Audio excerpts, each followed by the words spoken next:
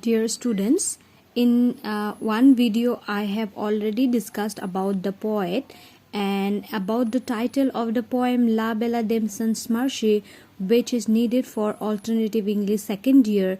So today I have also discussed the summary in one video. Today in this video I am going to explain the line in one by one. So first we are going to start this three lines. So what can ail thee, night at arms, alone and palely loitering? The sage has withered from the lake. So here in this first line, or in this stanza, the speaker asked the knight at arms. The knight at arms means the knight, he is the warrior. The knight or the warrior is with his arms. So the speaker here asks in the first line, he asks the knight at arms, that is, he asks the warrior with his arms.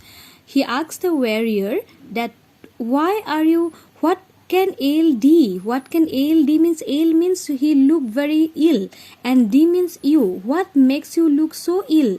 He put the question to knight at arms. That the speaker put the question to the knight at arms, what can make you look so ill, and you are alone, and you are loitering. Loitering means wandering everywhere, roaming everywhere, purpose, without any purpose. So why are you loitering alone? Why you are pale? You are looking pale, you are looking so ill, and you are alone also. Why you are alone and palely loitering? The sage has withered from the lake. The sage means, sage is a plant, and it is grown by the side of the lake. The sage is a green plant like the hedge. So the sage is also withered. Withered means to fade away, to fade up. So withered means that dry condition. So it is not also fresh. It is not looking fresh. That sage or the hedge is also not looking fresh, and it is it is grown by the side of the lake. Okay, so that means the last three lines, the sage has withered. That means what? It is not in the fresh condition. That means the weather is also not, that climate is also, or the season is not also appropriate to roam like that. But the knight at arms, he was wandering everywhere without purpose. He was roaming, and he looked very alone and pale, and that is what asked by the speaker. What makes you look so ill? You are alone, and you are also looking pale, and you are wandering everywhere. The says that green plant is also looking withered, and it is fade up, it is dry, it is in the dry condition, and it is from the lake water. So we are going to turn the page now. So this three line from the first stanza implies this. So if you see in the second line, then you can find out, and no bird sings, and you can't see any birds also. You can't see any birds here. So that means the season is not appropriate to roam like that. But even after that, that particular knight at arms, the warrior, was loitering everywhere without any purpose, and he looked very pale, he looked very ill that time. So the speaker puts the question to the warrior, to the knight at arms. Again he put the second question, same question in the second stanza. Oh, what can ail thee, knight at arms, so haggard and so woe-begone? The squirrel's granary is full, and the harvest is done. So again he puts the question to the knight at arms, what makes you look so ill? So haggard. So haggard means, haggard is a very thin, from the sickness, from the ill condition, when people become very thin and weak, and that is what haggard means. So you are looking so thick with thin, so weak, and you are looking so ill. Type of haggard means that so thin and looking very ill. So you are looking so haggard and woe-begone. Woe-begone means that he was having a deep sorrow. He was carrying a deep sorrow and frustration and sufferings. And he is, from his mouth, from his features, from all the body gesture, that is visible to the speaker that he is having deep sorrow at the time. The squirrel's granary is full. That is what I have already told.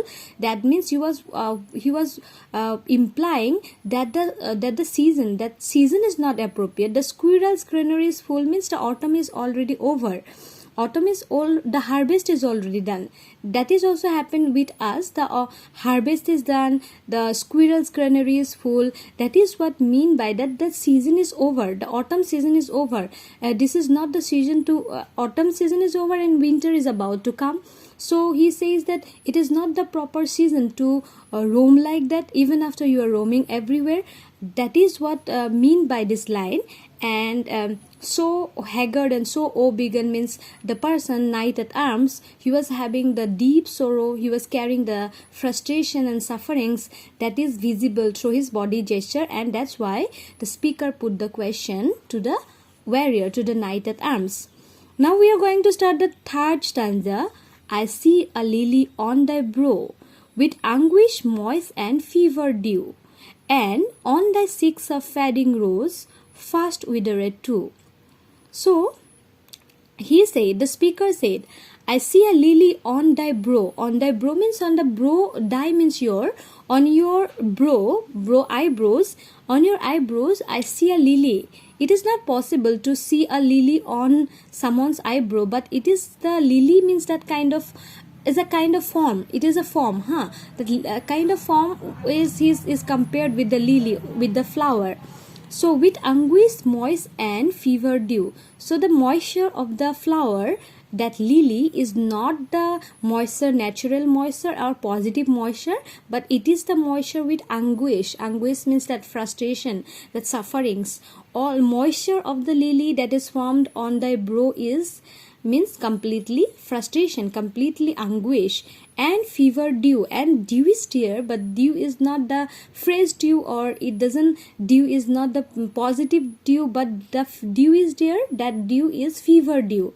That means, in, as I have told you in when we discuss about the poet, that John Keats poem, you will get a pessimistic type of note in everywhere, so that pessimism comes here also. That means dear form the lily on the eyebrows of the knight at arms, but that particular moisture of the flower, moisture of the lily is anguish, that frustration, and the dew is fever. See the condition, pessimistic or the darker side has already come. On the cheeks a fading rose, fast withered too. And the cheeks of the knight at arms, it is possible, everything is possible in poems. And on the cheeks of the knight at arms, there is a rose. Rose is formed, and that rose is fading rose, not the lively or not the fresh rose, but it is a fading rose.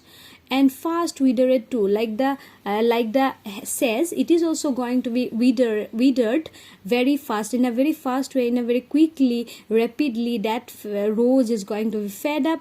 It is fading rose, and it is going to be dry in a very fast way, he says. So we are going to stop in this video. In this video we have already discussed the third stanza, 3 stanzas only.